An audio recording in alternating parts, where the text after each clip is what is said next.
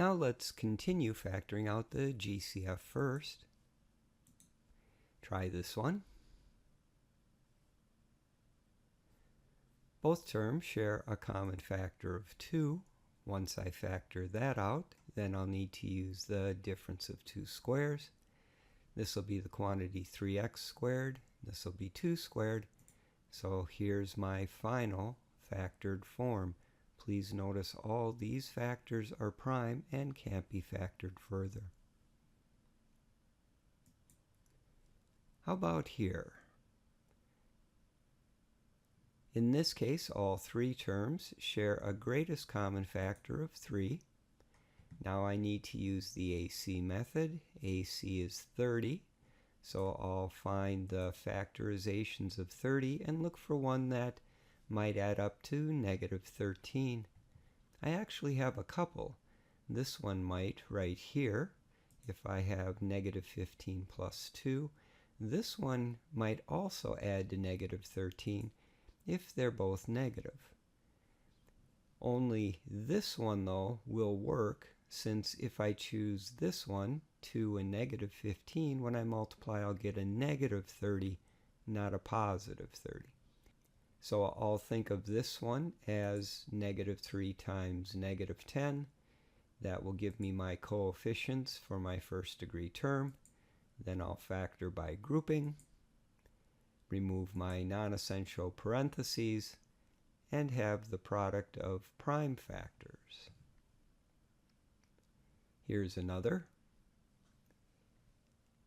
With this polynomial, they all share a common factor of 2 and a common factor of m. I'll factor that out and be left with 4 terms. For grouping, I'll factor out the m squared and the negative 3.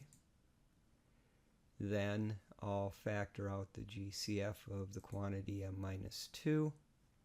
I'll remove the non-essential parentheses. This factor m squared minus 3 is very close to the difference of two squares, but currently we can't write 3 as a perfect square, and so we're done. Now we're going to shift into the last skill. That is, what if your lead term has a factor that includes a factor of negative 1? Here's an example that I'll run through. Now you'll notice that this would be a little more difficult to factor because we're used to having our first degree term be positive.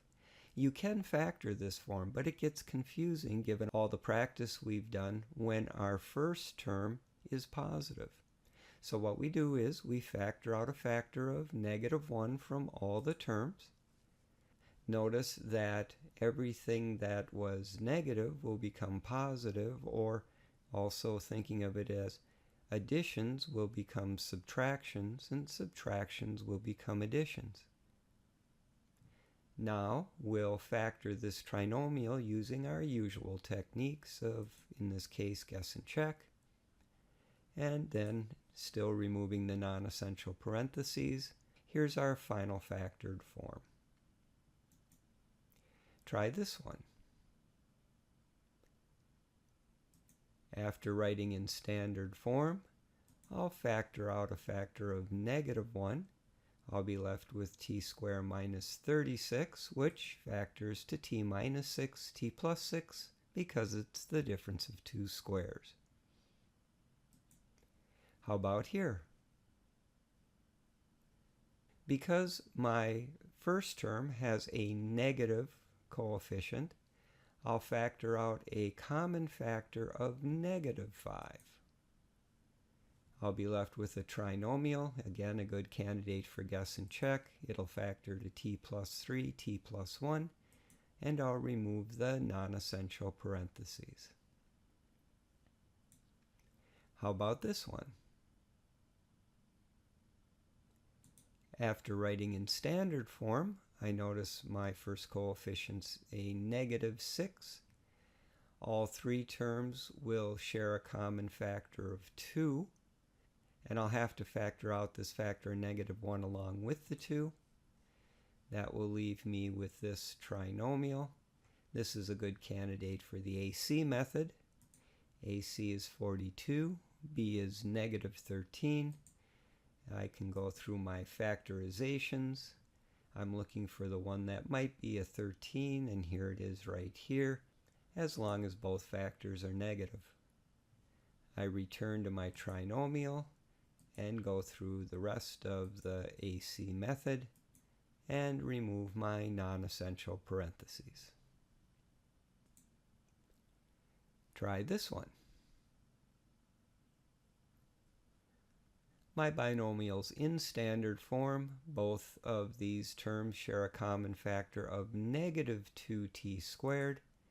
Once that's factored out, I'm left with t squared minus 9, which factors to t minus 3, t plus 3.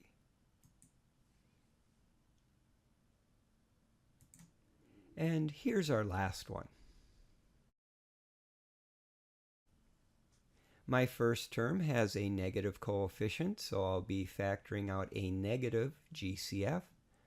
I notice all three terms have a common factor of 3 and a common factor of y, so my GCF is negative 3y. I have a trinomial. It's a good candidate for the AC method.